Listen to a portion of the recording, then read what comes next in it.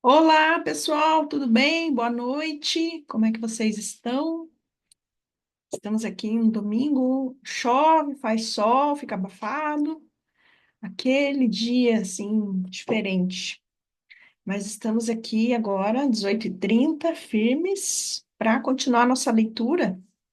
Vamos ver aqui, capítulo 12, né? Estamos ali fazendo essa leitura que está muito boa. Vamos avançar bastante hoje. Deixa eu procurar aqui.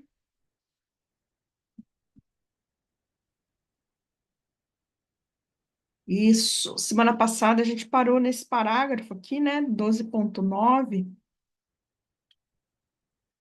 Vamos reler ele aqui, ó. Teu ser descansa totalmente imutável dentro do Cristo em ti. Olha só, né? Restabelecer teu relacionamento com teu irmão é o que te mostrará teu ser.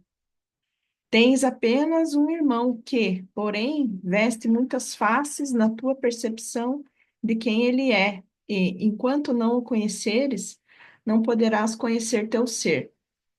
Esse único irmão pode unir-te a todos aqueles que percebes como outros, pois todos os outros são um com ele, assim como contigo. Essa é a única união que deves acontecer para gerar todas as outras. Então, fala aqui, né, da nossa percepção do outro, né, ser assim mais de coração mesmo, de irmandade, né, tudo a ver com Urano, né, que pensa mais na parte humana, né. Então, vamos continuar aqui, ó. Essa é a única desunião causada pela tua decisão de escolher a separação. Trata-se apenas de uma separação de teu ser. Eis aqui o ponto mais difícil de se comunicar, pois contém uma contradição. A única contradição que criou o mundo que vês e a vida que vives. Apesar de ser impossível que algo tenha dado errado na criação de Deus, algo deu errado. Tudo o que necessitas fazer é olhar ao teu redor para saber que isso é assim. Em vez de ser desencorajado por essa notícia, suspiras de alívio, pois sabias que isso era verdade, e, no entanto, sentias que esse era um segredo mantido oculto de ti. É como se te dissessem continuamente: tudo está bem, embora saibas que isso não é verdade. E se tudo está bem, então deve ser apenas tu que estás errado.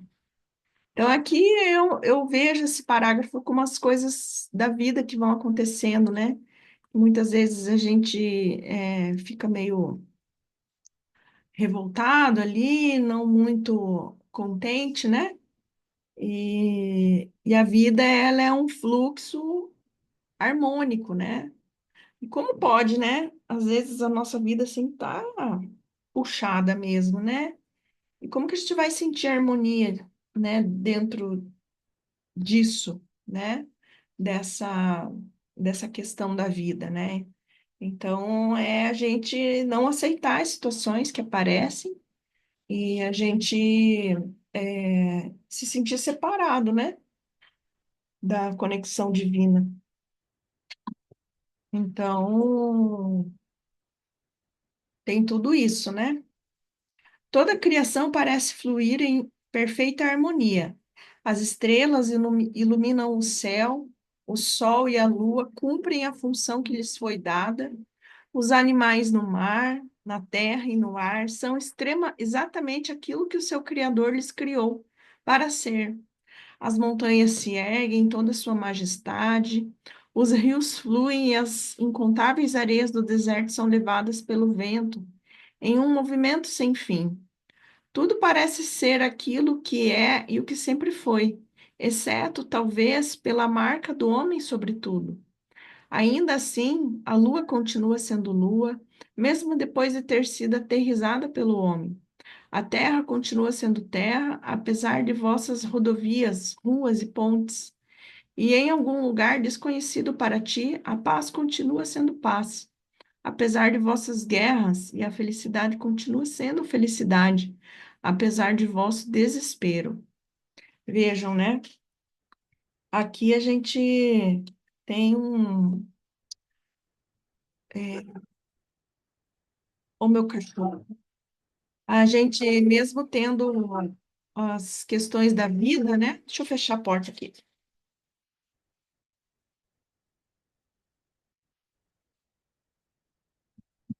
Mesmo a gente tendo as questões da vida, uma hora isso passa, né? Mas às vezes a gente está tão mergulhado e às vezes a situação é tão pesada e difícil de atravessar que às vezes que a gente se sente separado da criação, perde a fé, e isso é normal de acontecer, mas eu vejo assim que às vezes na verdade, né?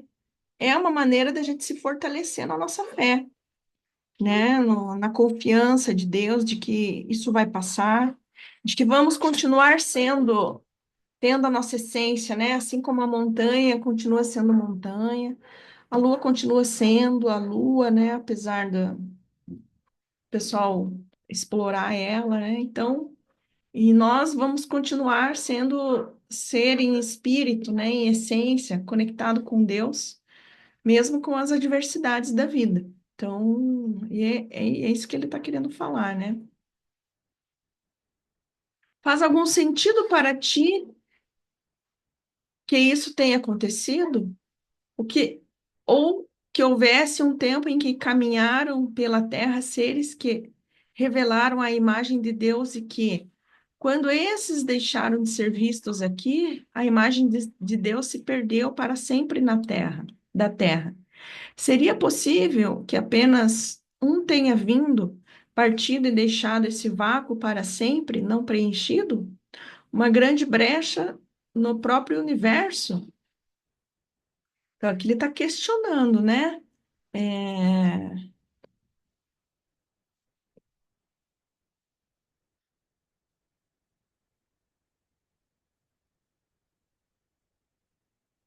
se isso que ele está falando faz sentido para a gente, né? Se a gente sente dessa forma, né?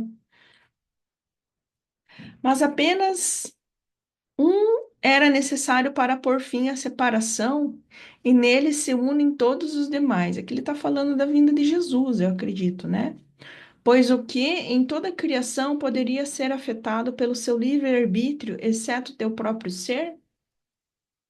Apenas um era necessário para, em seu próprio livre-arbítrio, unir sua vontade à de seu Pai, para que isso fosse feito por todos. Isso é tudo o que a correção ou a expiação significam, e tudo o que necessita de tua aceitação. Une-te a teu irmão que fez essa escolha por todos, e te reunirás com Cristo em ti. Então, aqui ele fala, né, das nossas questões serem correções ou expiação, né? Para que a gente se fortaleça em espírito mesmo, né? Mas muitas vezes não é fácil, né? Mas a gente vai mantendo a fé aí. Mentes unidas não podem pensar separadamente e não têm pensamentos ocultos. Eles não são, de fato, mentes no plural de forma alguma, mas sim uma só mente. O que esse curso diz é que, em algum momento que não existe no tempo, o Filho de Deus escolheu a separação. Se o Filho de Deus naquele momento tinha uma ou muitas formas, não importa, pois sendo uma ou muitas formas, continuava existindo uma somente a mente do Filho de Deus, unida à mente de seu Pai. A muitos de vós foi ensinado esse mistério da fé. Pai, Filho e Espírito Santo são um. Se tiveres de fato aprendido aquilo que te foi ensinado, a separação já não existiria. Então vejam, né, essa união aqui, ó, Pai, Filho e Espírito Santo, né? O grande Pai, grande Deus, Filho, né? Nós, Jesus e Espírito Santo é essa força aqui, que nos move, né? Essas palavras, Pai, Filho e Espírito Santo, assim como a palavra amor, são apenas símbolos representando ideias que representam aquilo que é.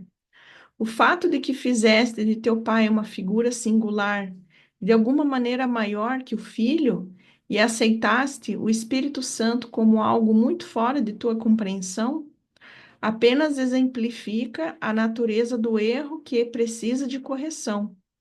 Embora as palavras, assim como os símbolos, não possam explicar plenamente aquilo que não pode ser simbolizado, oferecem um início a ser completado por meio das memórias de teu coração. Assim continuamos reconhecendo que essas palavras podem expressar a verdade, apenas dentro de sua capacidade como símbolos, e que, além de onde esses símbolos podem levar-te, descansa a verdade dentro do teu ser.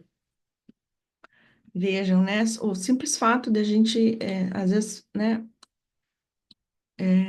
fazer o sinal da cruz, mentalizar essas palavras, elas já têm força dentro do nosso ser, né? Todos vós vistes a maneira como um pensamento que parece haver surgido do nada pode nos afetar.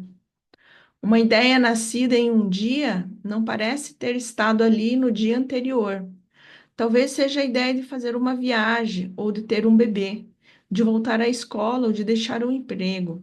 Essa ideia recém-nascida pode parecer ir e vir, ou pode tornar-se uma obsessão, mas de toda forma não deixa sua fonte.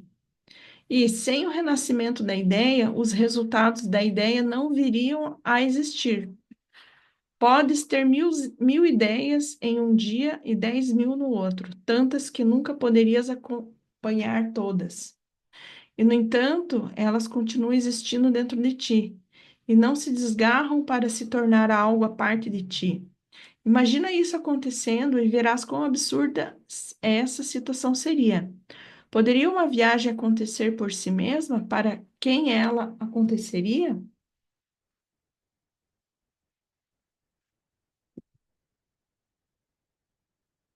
Então, aqui ele falando, né?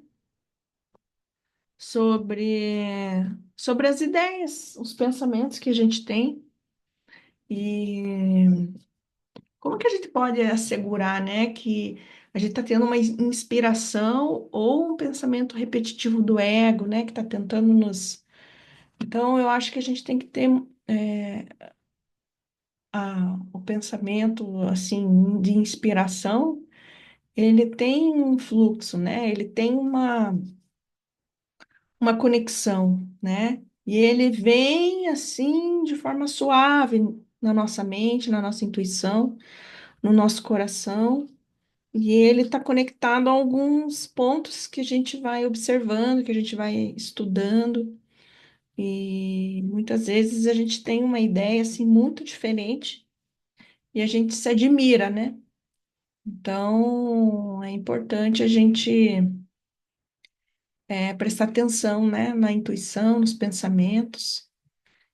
Semana que vem a gente continua com esse parágrafo aqui. Então vejam, né? A gente leu aqui, falou bastante com relação às questões que a gente vive na vida, né?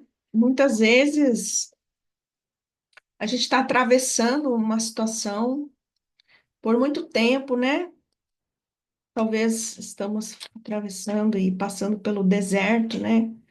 Como Jesus fala, como Jesus atravessou também, e a gente precisa prestar muita atenção nos nossos pensamentos, sentimentos e ter muita fé, né?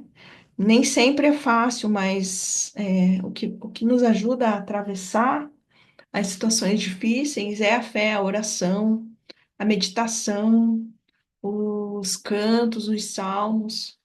Então, essa semana a gente está numa porção da Torá, né, da Cabala, e tem uma fenda, né, que simbolicamente é a abertura do mar vermelho, né, para a passagem de Moisés. Então, essa fenda é uma travessia, né, interna também, né, da gente atravessar algumas situações difíceis para, com muita fé, né, para a gente poder passar para a próxima fase.